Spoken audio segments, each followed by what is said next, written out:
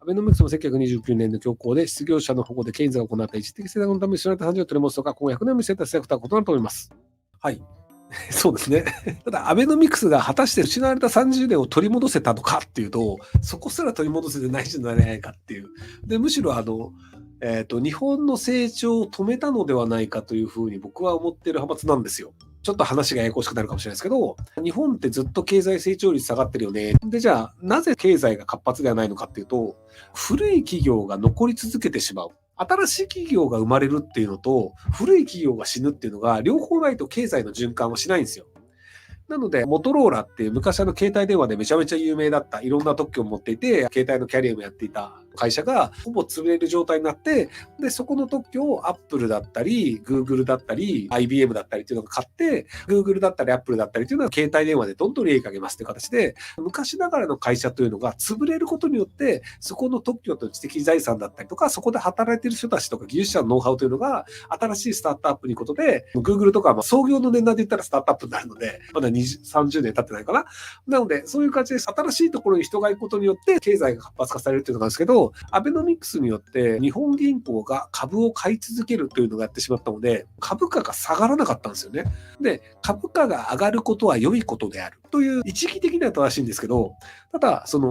そんなに経済的に貢献してない会社は、むしろ経済的に貢献している伸び盛りの会社に買われた方が効率的であるというのをできなくしちゃったんですよ。例えばじゃあ、そんなに儲かってないよねっていう会社を、めちゃめちゃやる気のある会社が買って、そこで会社の業務だったりをどんどん伸ばすっていうのができたりするんですよね。光通信っていう昔はめちゃめちゃノリノリで営業が強かった会社があるんですけど、いいものを作ってる会社が光通信が買収することによって、それをこう世界中にバンバン売るみたいなことがやれる可能性があったんですけど、株価が下がらなかったので、結局イケイケの会社が日本の古い会社を買うっていうのをやらなかったんですよ。で、投資はもう結局、潰れない状態で株価が維持されていたので、なので、ちょっとずつメモリー分はこちらに売りますとか、原発分はこっちもありますっていうので、儲かる企業のその部分だけをこうちょっとずつやばくなって捨てるっていう形になって、で、東芝というブランド自体ももうほぼ死んじゃってるんですよね。で、日本だとパソコンの製造とかも NEC だったりとかも、パソコン部門は他の会社に売っちゃったりとかあるんですけど、っていう感じで、儲かる部門を他のところに売って、なんとか旧企業が生きながらえるってなっちゃうんですけど、それだったら、じゃあそこをこう、元気のいい会社が、例えばその楽天がシャープを買いますってなると、それはそれですげえ伸びた可能性があるんですよ。シャープってテレビの液晶とかの技術は割と昔はそれなりに持ってたので、あの時点でじゃあシャープのモニターを買うんだったら、楽天独占、楽天限定ですってなると、シャープのテレビ欲しいよねっていう人は楽天を使わなきゃいけません。なので結果として楽天のアカウント数が伸びるみたいなのができたかもしれないですけど、だからそういう形で古くて利益率があんまり上がらなくなった会社を新しくてうまくいってる会社が買うっていうのをやることによって、より経済が回るっていうモデルが他の国はあるんですけど、アベノミクスでそれできなくしちゃったんですよね。ゾンビ企業がひたすらこう生き流れてしまうと。で、あと円安にしてしまったので、例えば1ドル100円の時に1億円の売り上げがある会社ですと。1ドル100円で1億円の売り上げがある会社ね、外貨でね。で、1ドル今度110円になりました。で、外貨で1億円の売り上げがます。正確に言うと100万ドルの売り上げなんだけど、で、100万ドルの売り上げが日本円に戻すと1億1000万円の売り上げになるんですよ。要するに全く同じものを全く同じ価格で外国に売り続けて、為替が 10% 動くと何にもしなくても売り上げが 10% 伸びちゃうんですよ。全く同じものを同じように売ってるだけで何も進歩してないんですよ、その会社。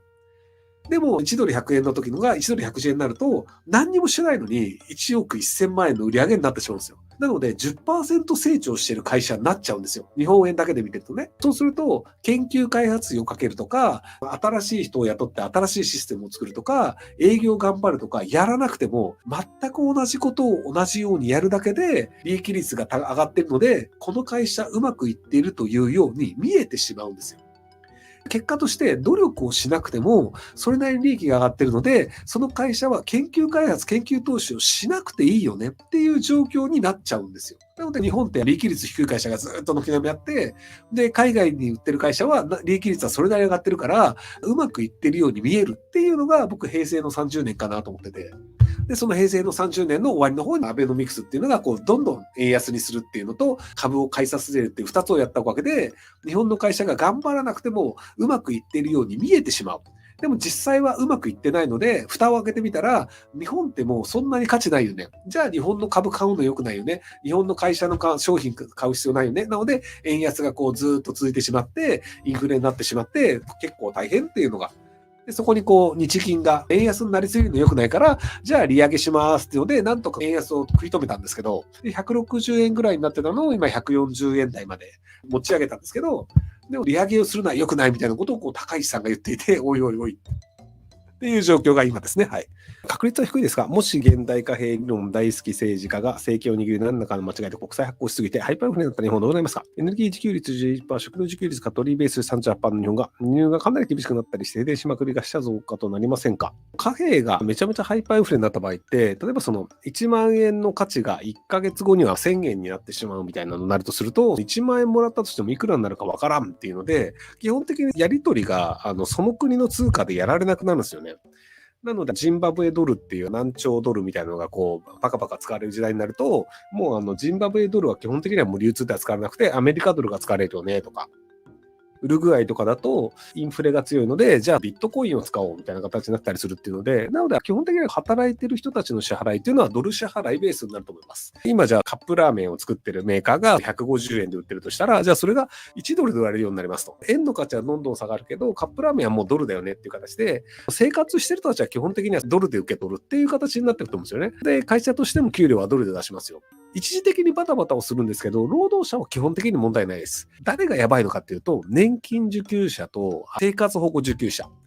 会社で働いている場合は給料をドルでもらうっていうのが可能なんですけど、日本の法律上、年金とか生活保護というのは日本円で出すということになってるので、そうすると日本円で10万円もらったとしても、実質それ1000円だよね。じゃあカップラーメン10個で1ヶ月どうやって暮らすんですかみたいになっちゃうんですよね。なので生活保護だったりとか、年金受給者の人たちっていうのを餓死だったりとか、家賃払えませんとかっていうので、土地の価値大暴落とか治安が悪くなるよねっていう形になると思うんですけど、ただ高齢者の人たちとか生活保護の人たちってそこまでエネルギーが強くないので、なので実質的には多分現物支給みたいな形でカバーされて、で、ものすごく苦しんでるけど、政権もそれどころじゃないし、政府としてもほぼ機能してない状態なので、今更高齢者が騒いだとしても、選挙をしてやり直しとかしたとしても、政府がどうなろうとインフレ止められるわけではないので、なので高齢者だったり、生活保護の人たちだったりとか、あと資産で暮らしている資産家の人たち。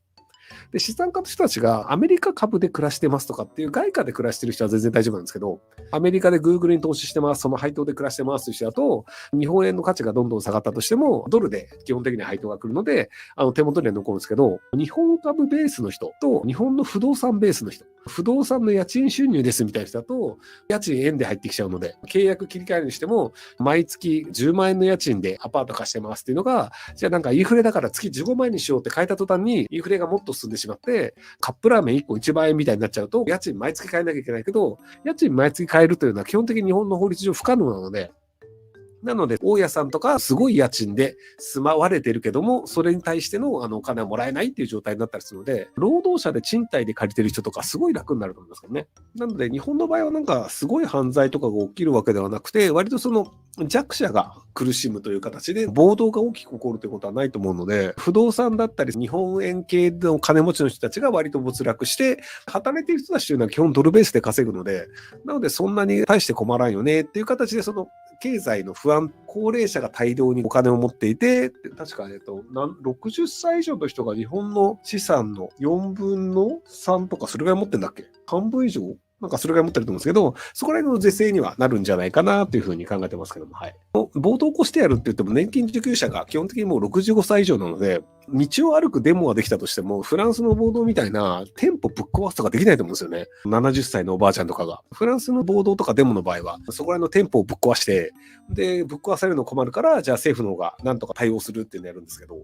日本の場合生活保護の人たちだったり、高齢者の人たちがさすがに暴れて店舗をぶっ壊すっていうのはできないと思うので、そういう意味では他の国よりは崩壊したとしても安全っていう感じになるんじゃないかなと思いますけど。無敵の人は逆に減るんじゃないですかね。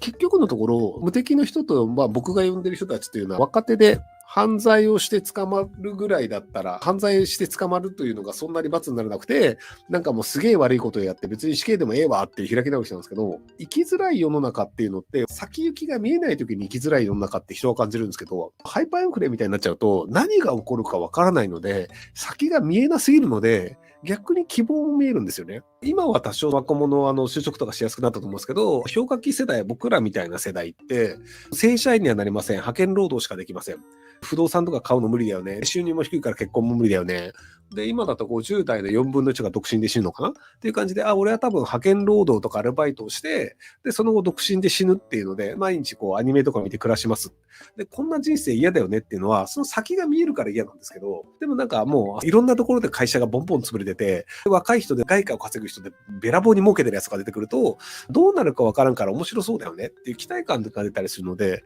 なのでむしろ無敵の人は減る傾向なんじゃないかなというふうに思います。ご視聴ありがとうございます。今回の動画はこちらからの切り抜きになります。